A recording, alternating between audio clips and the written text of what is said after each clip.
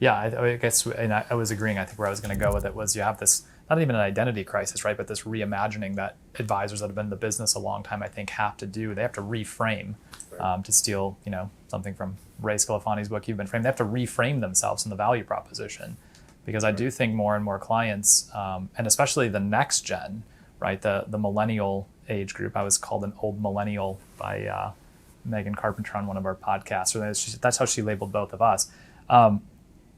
And my generation, I think, is looking at this and saying, money to me means how I want to live, right? It's more about the values and what I can do with it, as opposed to purely a rate of return or what I own. In fact, I'd rather have a lot more control over the types of things that I invest in that align with my values.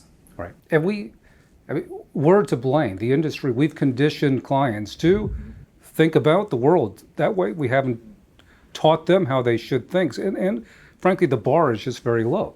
So mediocrity can get by when we're at all-time highs, bull market, high after high after high. A lot of bad practices can just skate by. And to your point about aging advisors, if you're in your 50s, 60s, and you're in this for another 3, 5, 7 years, you can probably get by. If you've got a nice sized book of clients around your same age, you probably don't have to change. So, I as I'm advising firms and advisors, I'm saying, are you really focused on growth?